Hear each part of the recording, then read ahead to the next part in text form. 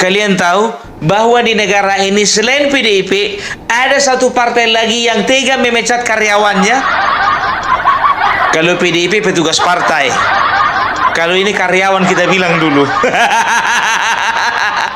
Memecat kadernya setelah terpilih masuk ke Senayan.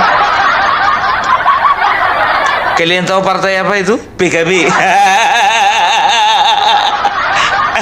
Calon anggota DPR RI terpilih 2024-2029 dari Partai Kebangkitan Bangsa atau PKB mendaftarkan gugatan ke Pengadilan Negeri atau PN Jakarta Pusat atau Jakpus pada Selasa 17 September 2024. Mereka adalah Ahmad Gufron Siroj atau Lora Gorpong dan Irsyad Yusuf atau Gus Irsyad. Gugatan tersebut ditujukan untuk Ketua Umum PKB Muhaimin Iskandar atau Caimin karena dianggap telah semena-mena dalam melakukan pemecatan dan menggantikan keduanya sebagai caleg terpilih. Kuasa hukum keduanya, Taufik Hidayat, dalam keterangannya pada Jumat 20 September mengatakan bahwa sidang gugatan perkara ini dijadwalkan dilakukan pada Rabu dan Kamis 25 dan 26 September. Sehingga menurut Taufik, tidak ada alasan bagi KPU RI untuk tidak melantik keduanya menjadi anggota DPR RI terpilih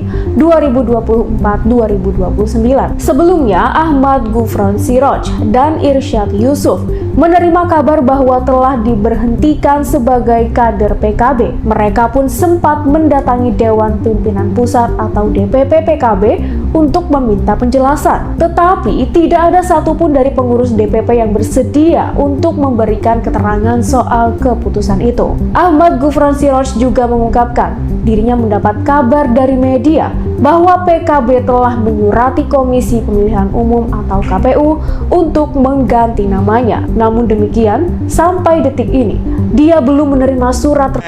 Kusupilah dulu siapa ketua umumnya ya. Inisialnya aja lah. Muhaimin Iskandar. Caimin. Dan tahu kalian, kemarin kalau nggak salah, PDIP hanya memecat satu kader, yaitu Tia Rahmania. PKB 4. 4 dipecatnya, biar tahu kalian. Iya kan? Ya kalau misalnya kalau si Sri Rahayu sama si si Arteria Dahlan itu kan mengundurkan diri itu. Ya mungkin tekniknya dipecat, teknisnya, tapi surat pengunduran diri kan ada. Itu pun kalau dihitung semuanya cuma 3. Ini 4. Ngiri kan? Ngiri. Ya kan? Kecil-kecil lain pula cara mainnya siapa ini, si Imin ini. Ya kan? Jadi pertama itu dari Dapil Riau, setelah itu dari Dapil Jatim 2, Jatim 4 dan Jatim 5. Ya, jadi ada 4 orang ya. Jadi kalau dari Riau itu aku lupa siapa namanya. Kalau dari Jatim 2, dia itu namanya itu kalau nggak salah Irsyad Yusuf.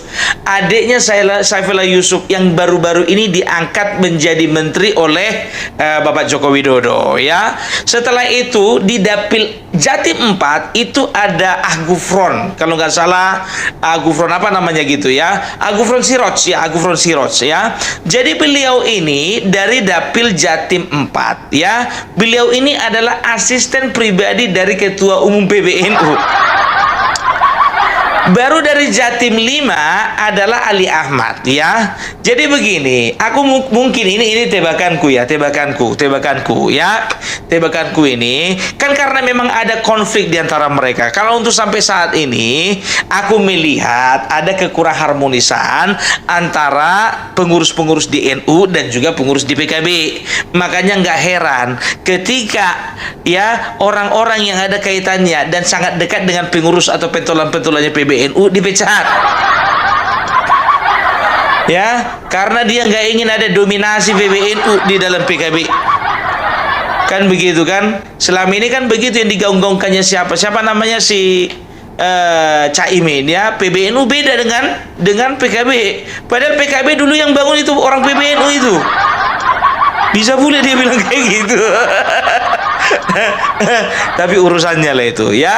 Tapi kemudian ketiga orang ini dari Jatim, dari Dapil Jatim 2, 4 dan 5, mereka itu sama-sama menggugat ke KPU ya, dan juga melaporkan yang mereka alami itu ke Bawaslu. Dan akhirnya kalian tahu, akhirnya Bawaslu memerintahkan KPU untuk mengeluarkan surat ketetapan untuk mengangkat ketiga caleg yang sempat dipecat tadi, dan mensahkan mereka sebagai anggota legislatif DPR RI terpilih. Gitu.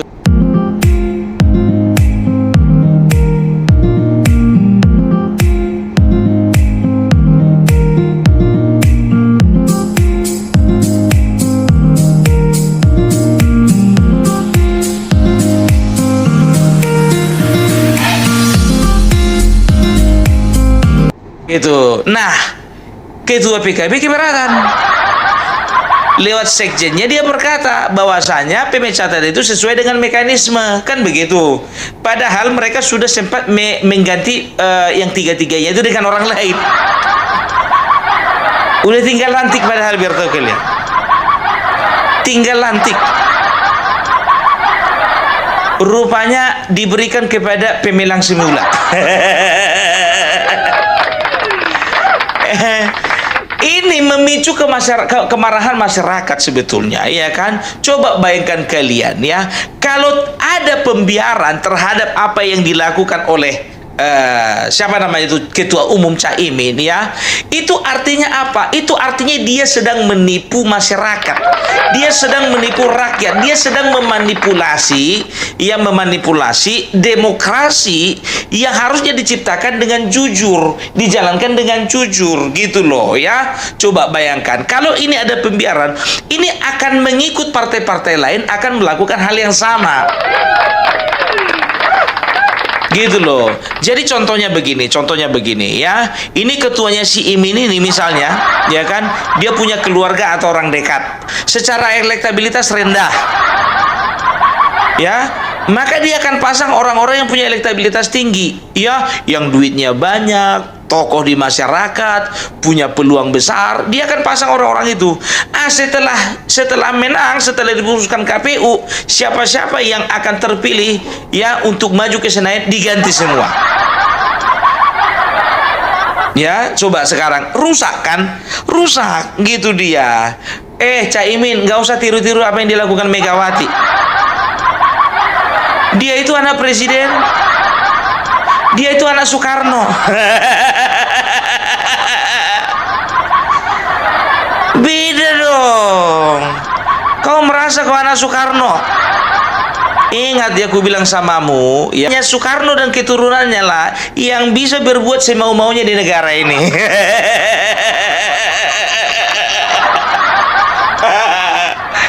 Kau nggak bisa.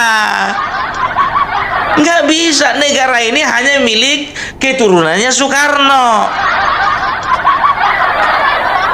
Makanya ketika gugatannya ketika gugatannya terjawab dan juga gugatannya diterima, maka mereka akhirnya dilantik menjadi anggota DPR RI. Itu karena apa? Karena powernya Caimin tidak sekuat Megawati. Coba lihat Megawati begitu mau naik si Romi Soekarno, langsung keluar surat pengunduran diri. Di hari yang bersamaan keluar 2 surat pengunduran diri dari Yayu dan juga Arteria Dahlan. Enggak berapa lama keluar ketetapan KPU. Begitu juga di Banten. Tadinya Tia Rahmania, ternyata lari ke si Boni Triana. Gampang untuk PDIP, gampang.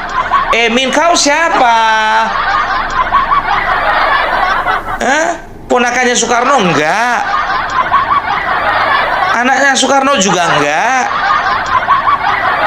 Itu ku bilang, jadi hanya anaknya Soekarno dan cucunya yang bisa berbuat sesuka hatinya di negara ini. Udahlah.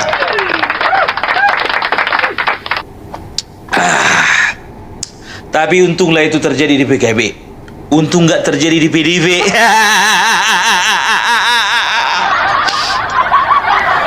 Kalau yang 3 caleg itu di PDIP, yakin aku sampai kiamat nggak akan bisa masuk. Surat gugatan masuk ya tong sampah. Ya selamatlah untuk 3-tiganya ya.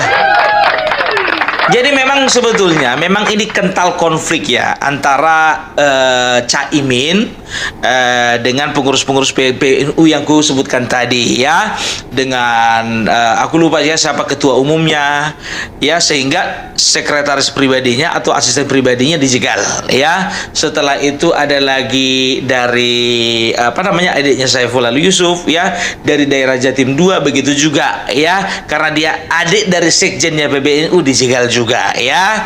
Tapi maaf ya, Anda gagal total melakukan politik dinasti. Nggak main. Belajar dulu sama Mbak Mega. Cuman si Imin ini. Itu dia. Makanya aku bilang bukan sama Joko Widodo kau belajar sama Mega. Ya, karena itu nyata dan terang benderang. Tapi tanya dulu sama orang itu berempat. Ada gak? Tanya dulu sama orang itu berempat ya. Kira-kira ada nggak di antara mereka yang cucu presiden? Yakin aku nggak ada itu.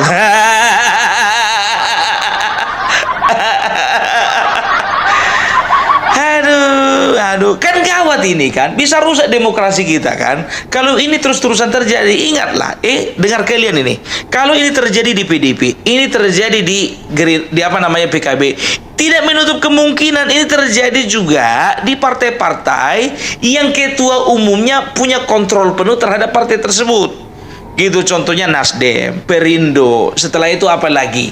Ya Gerindra, ya. Setelah itu apa lagi? Kalau misalnya PAN enggak lah, ya, karena partai itu bukan punyanya si Zulkifli, Golkar juga enggak, ya. Jadi yang bisa dikatakan ownernya itu adalah ketua umumnya, itu bisa bahaya. Demokrat satu, ya.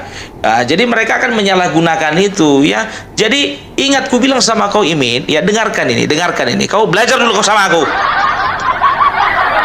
Kau bikin orang marah aja kau. Rakyat yang dipilih itu caleg, bukan partai.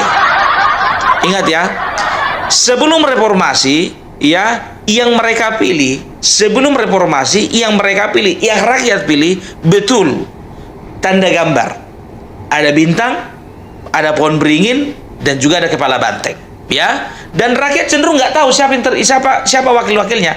Yang penting mereka mempercayakan aja semua suaranya itu ke partai. Maka ya tergantung berapa kuota yang dapat, berapa jumlah suara ya, dengan persentasenya itulah berapa dapat nomor urut 1, 2, 3, 4, 5, 6. Katakanlah ada 12, misalnya contoh dapat 3 kursi ya, contohnya dari PDP, ya udah nomor urut 1 PDI, ya udah nomor urut 1, 2, 3 itu yang lolos, kan begitu. Rakyat nggak tahu siapa-siapa itu sebetulnya yang dipilih.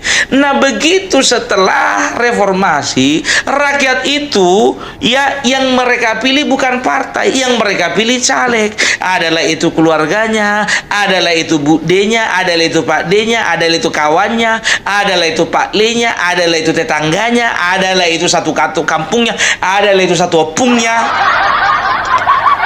Mereka nggak peduli partai, ya.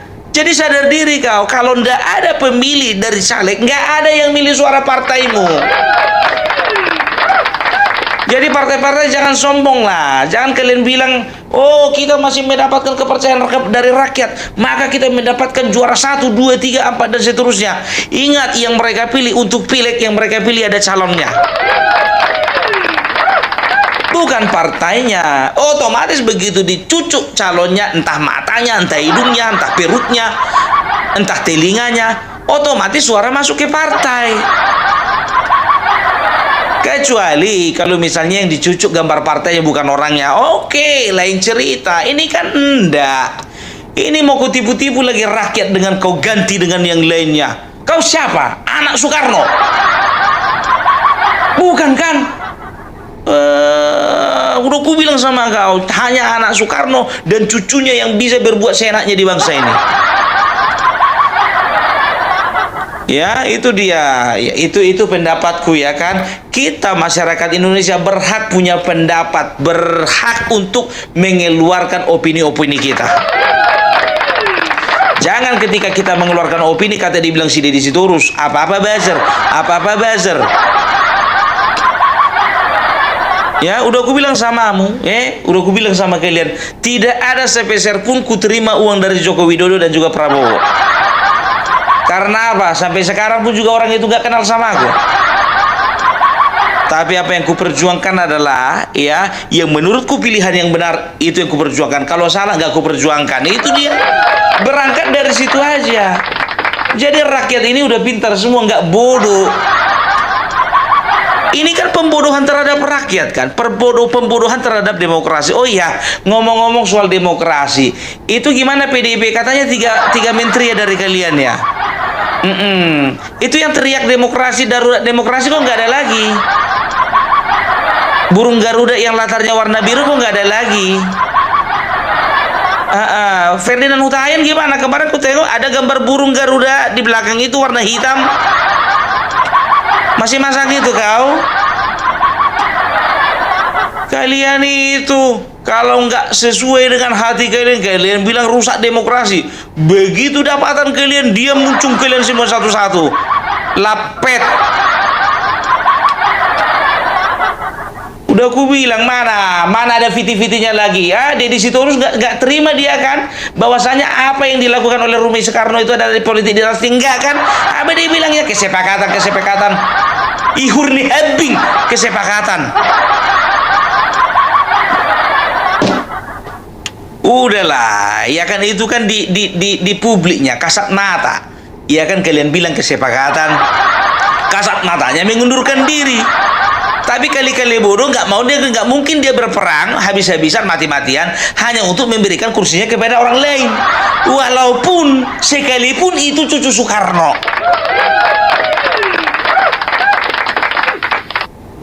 Kok jadi aku yang ngamuk ya? Padahal aku bukan pemilih PDIP. Kok gitu? Lahi no perbela ini. Maksudnya kita menjaga ya, jangan kalian bilang politik dinasti, padahal pelaku utamanya kalian gitu loh ya. Jangan kalian teriak-teriak bohong. Demokrasi rusak, padahal kalian yang merusak. Kalian bilang demokrasi rusak, kalian yang merusak. Tiba udah dilantik jadi ketua DPR, diam semua. Ketika ada wacana dapatan kursi 3 menteri sekaligus itu, dia muncul kalian satu-satu. Begitu ditanya sama wartawan, dia bagaimana? Katanya ada yang sudah menyorotkan, PDIP sudah menyorotkan 3 nama untuk dijadikan anggota menteri kabinet. Siapa yang bilang? Rumor itu nggak akan mungkin ada kalau nggak ada yang menghembuskannya, dan nggak akan ada rumor itu kalau nggak ada tanda-tanda dari kalian. Udahlah ya. Jadi itulah dulu sama kalian ya. Aku bilang sama kalian. Jadi untuk kedepannya ya, ini bijak-bijak kalian memilih partai ya. Pilihlah partai ya yang ketua umumnya bukan sebagai owner, tapi sebagai manajer. Kalaupun sebagai owner, pastikan apakah dia memang betul-betul memikirkan kesejahteraan rakyatnya atau tidak. Gitu dia ya. Pokoknya hati kalian lah berbicara. Kan nggak perlu juga aku sebutkan Gerindra contohnya gitu kan. Kan nggak perlu juga kan. Contohnya misalnya aku bilang yang ownernya itu memang betul-betul memikirkan nasib rakyat, memperjuangkan hak rakyat, memikirkan masa depan rakyat. Contohnya Gerindra, Partai Gerindra, contohnya gitu kan. Kan nggak mungkin juga aku bilang begitu kan. Aku nggak bilang loh. Aku nggak bilang siapa contohnya kan. Kan nggak mungkin juga aku bilang contohnya Gerindra gitu kan. Iya, ya kalian lah yang berpikir, kalian lah yang tahu itu. Oke lah dulu ya. Salam Parbilak, salam NKRI harga mati.